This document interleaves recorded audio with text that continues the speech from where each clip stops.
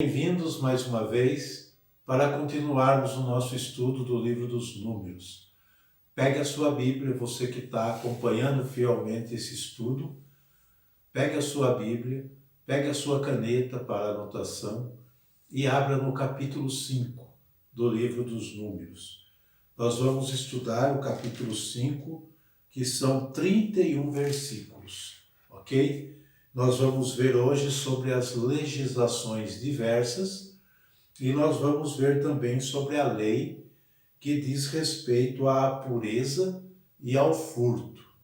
É bom entendermos e fazermos uma memória do que nós já estudamos, que o povo de Israel, assim que começou a amadurecer na sua mentalidade religiosa, começou a entender esse Deus único que vai se revelando desde os patriarcas, que vive no meio deles, que caminha com eles no deserto dia e noite, que os liberta do Egito. Eles começaram a fazer legislações para que o povo pudesse ser o mais perfeito possível, porque este Deus perfeitíssimo deve ter um povo ao seu redor perfeito, sem defeito. Então essas leis chegam a ser exageradas.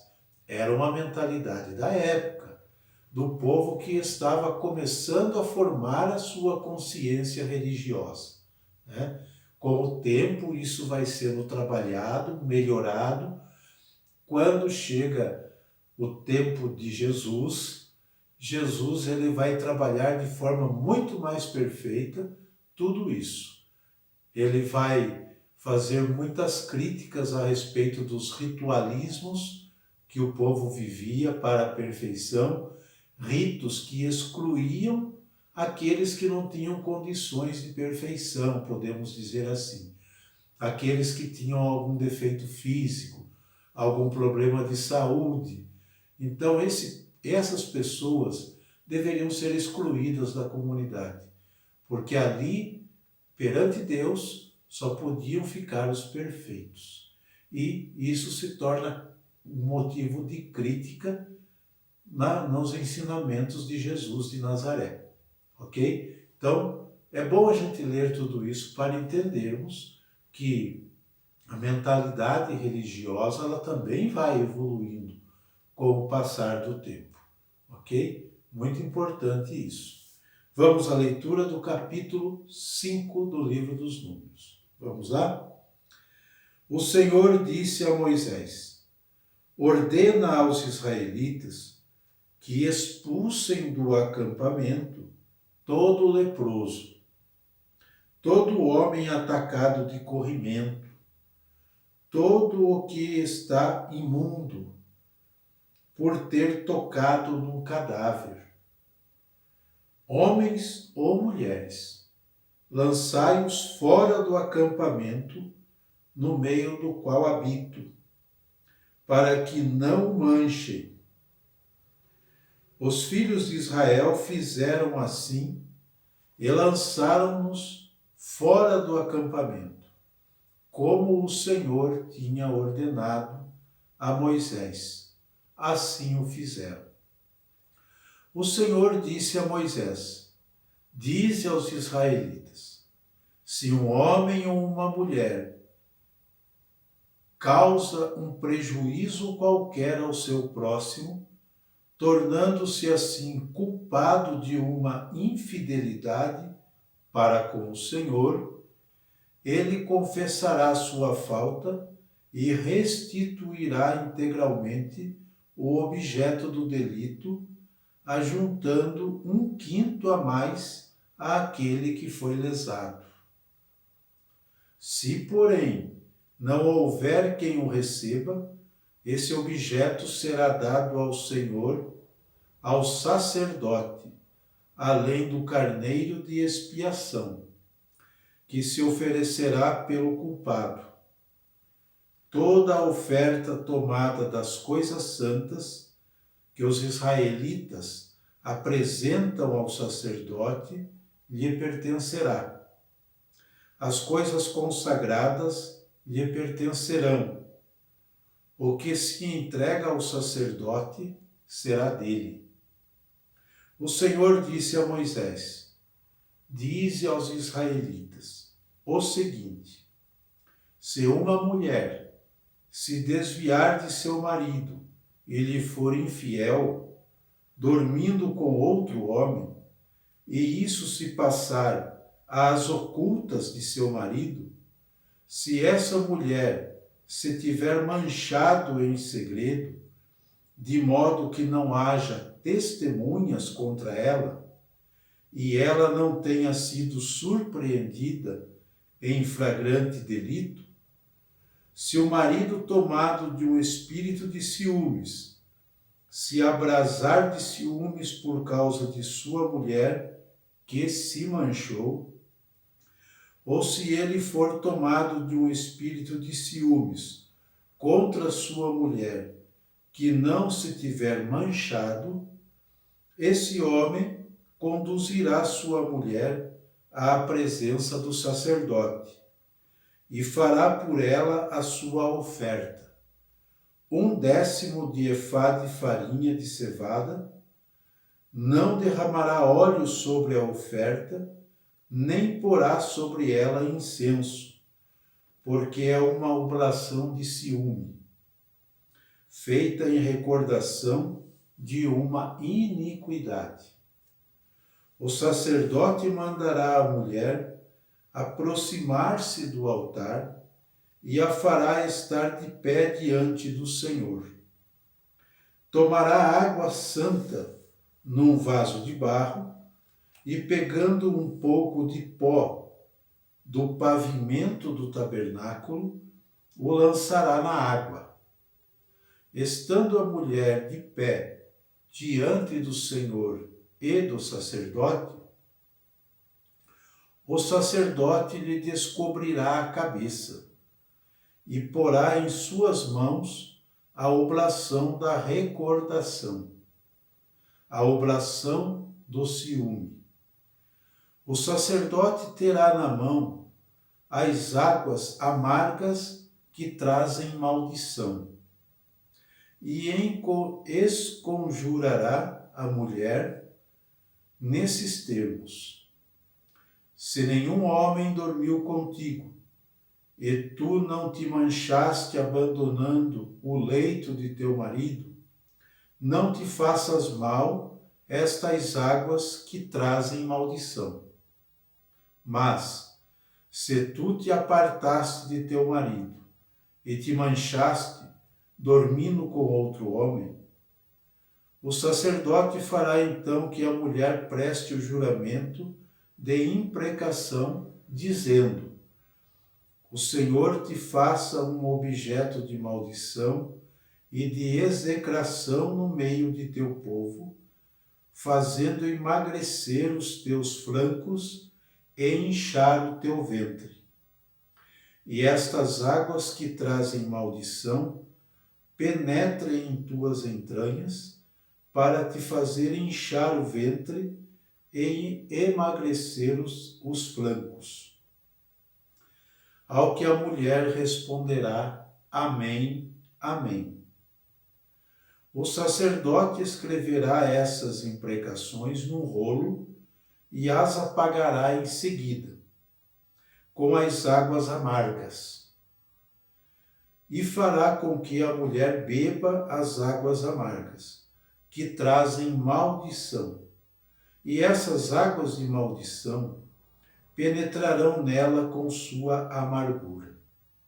O sacerdote tomará das mãos da mulher a oblação de ciúme, e agitará diante do Senhor, e a aproximará do altar. Tomará um punhado dessa oblação como memorial, e o queimará sobre o altar. Depois disso, dará de beber à mulher as águas amargas. Depois que ela as tiver bebido, se estiver de fato manchada, tendo sido infiel ao seu marido, as águas que trazem maldição lhe trarão sua amargura. seu ventre inchará, seus flancos emagrecerão, e essa mulher será uma maldição no meio de seu povo. Mas, se ela não se tiver manchado e for pura, ela será preservada e terá filhos.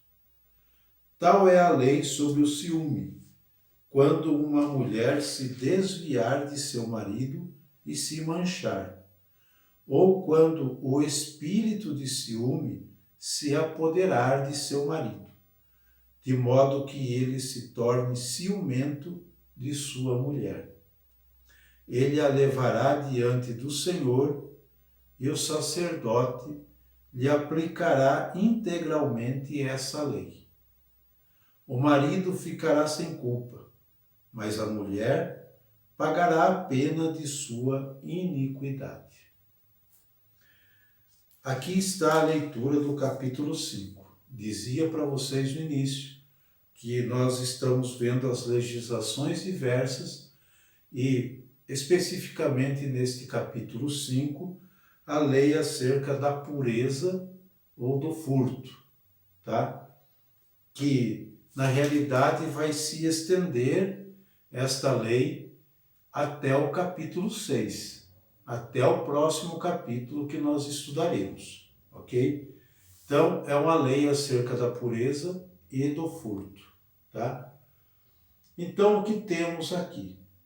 Inicia neste capítulo e se estende até o capítulo seguinte, o capítulo 6, a legislação sobre aspectos diversos da vida do povo, tá? O motivo básico dessas leis é a preocupação em conseguir o culto mais perfeito, aquilo que eu disse para vocês antes, né? O culto mais perfeito possível. Para se haver um culto mais perfeito possível, o povo tem que ser perfeito. Entenderam? Continuando. Então, o motivo dessas leis é a preocupação em conseguir o culto mais perfeito possível, que implicará necessariamente a pureza da assembleia. A assembleia tem que ser pura. O povo que participa do culto tem que ser puro, tá? Recordemos que a mentalidade, prestem bem atenção nisso, recordemos que a mentalidade da escola teológico-literária sacerdotal, ela vê de Israel, é acima de tudo uma comunidade cultual. Ela vê Israel como uma comunidade cultual. A mentalidade teológica, literária, sacerdotal. A que redige, a que escreve os livros dos Números.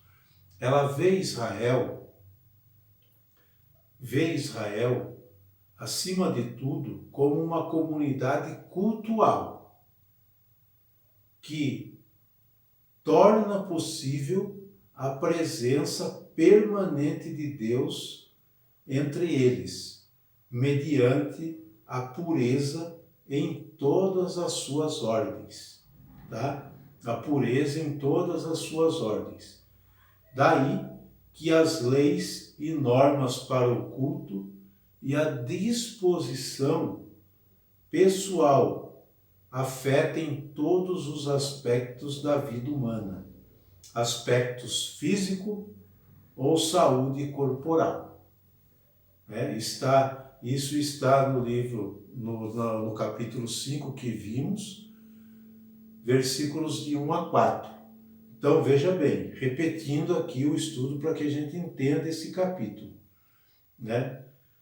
A preocupação dessas leis é a pureza da Assembleia. Recordemos que a mentalidade da escola teológico-literária sacerdotal que escreve o livro dos Números, né, vê Israel acima de tudo como uma comunidade cultual. Uma comunidade cultual. Por ela ser uma comunidade cultual, ela torna possível a presença permanente de Deus. Por isso que Deus permanece no meio deles. Porque é um povo cultual, um povo que está sempre prestando culto ao seu Deus. Então essa assembleia tem que ser perfeita, tem que ser pura, tá? Então, entre eles, mediante a pureza em todas as suas ordens. Daí que as leis e as normas para o culto e a disposição pessoal de cada um afetam todos os aspectos da vida humana.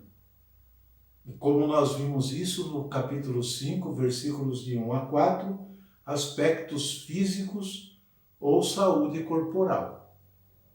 Né?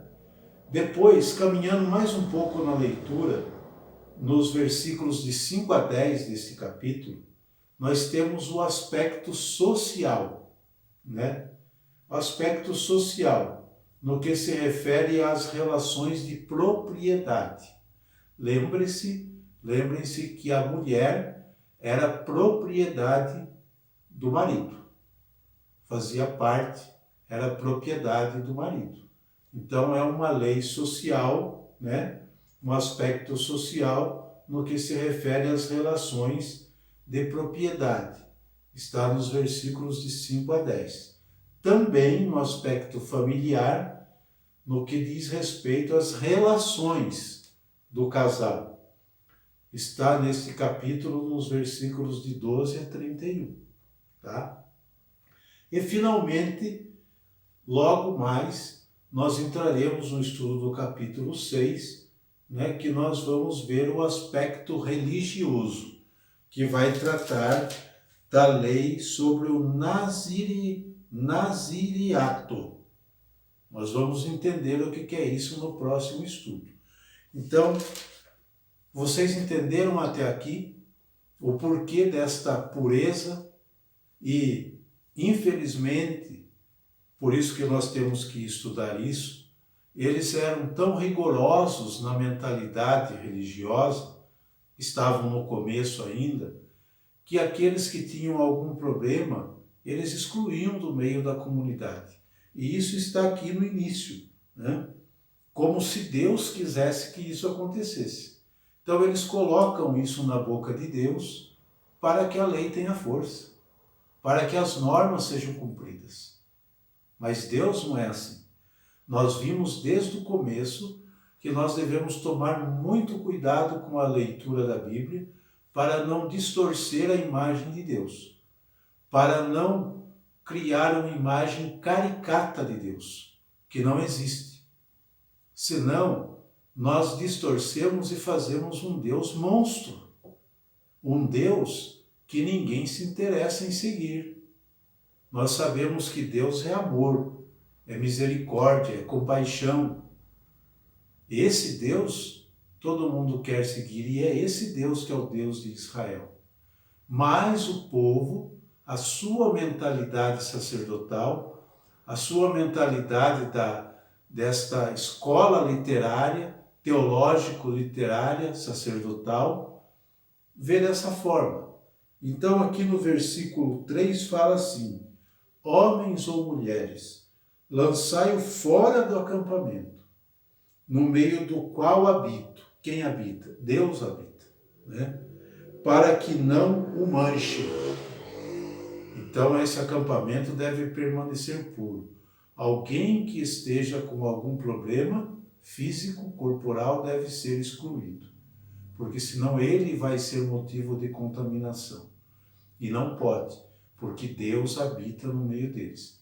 Claro, como eu disse, é uma mentalidade da época, que com o tempo foi sendo trabalhada, e foi se entendendo que Deus não é assim, que Deus jamais exclui uma pessoa por problemas físicos, ou por alguma doença que tenha, e muito menos se entende hoje que alguma doença física seja castigo de Deus.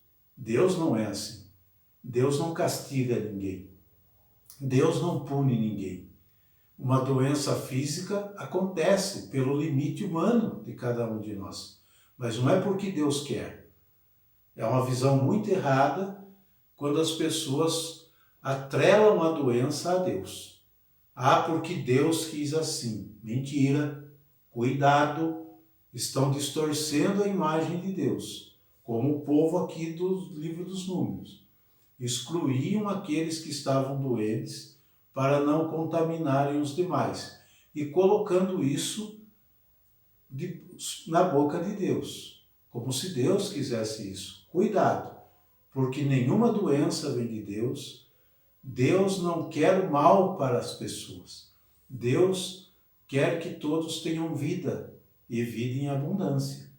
Então, nunca atrelem uma doença à vontade de Deus. Vocês, além de mentira, é uma distorção da imagem de Deus, e eu digo mais, chega a ser uma blasfêmia contra Deus, porque Deus não é assim.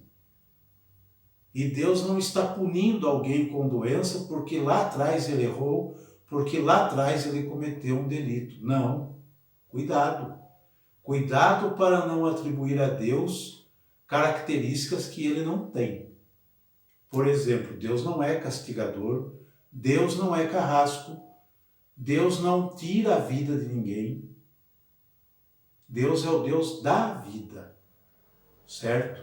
Então, por isso nós estamos estudando, para compreendermos melhor e para não fazermos interpretações erradas da Bíblia. O que mais tem por aí nos dias de hoje são interpretações erradas, falando o que Deus não disse, colocando na boca de Deus o que não é verdade. Inclusive aqui nós temos uma prova disso, que o povo da antiga aliança já fazia isso, né? Para ter o culto perfeito. Então devemos tomar muito cuidado para não distorcermos a imagem de Deus por aí e tornar o Deus que é amor e misericórdia, um Deus horroroso. Um Deus que, Deus me livre, chegar perto, né? Então nós não queremos isso, ok? Espero que vocês tenham compreendido a leitura do capítulo 5 e esta lei diversa aqui sobre a pureza e o furto se estende até o próximo capítulo, que nós veremos no próximo estudo. Aguardo vocês. Obrigado pela perseverança até aqui. Obrigado a você que está inscrito no canal, a você que se inscreveu recentemente. Muito obrigado. Fiquem, participem conosco e nós temos, além do estudo que fazemos durante a semana, um momento de reflexão para ajudar a nossa vida. A nossa vida não é só material. A nossa vida também é espiritual. Temos que alimentar isso, tá? Então, nós temos, além do estudo, um momento de reflexão espiritual também. Um abraço a todos e até o próximo encontro.